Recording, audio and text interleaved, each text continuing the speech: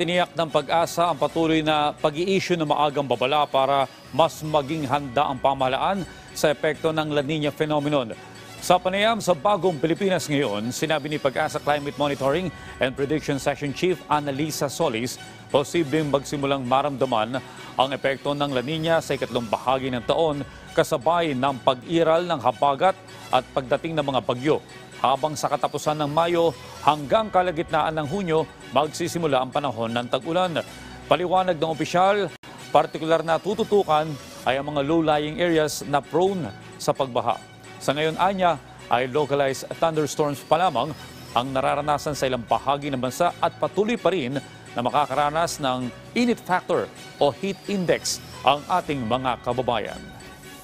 Sa ngayon po ay sa side ng Pag-asa, ang ginagawa po natin is at least yung mga early warning systems natin ay kailangan pa maging ready or ma-check natin.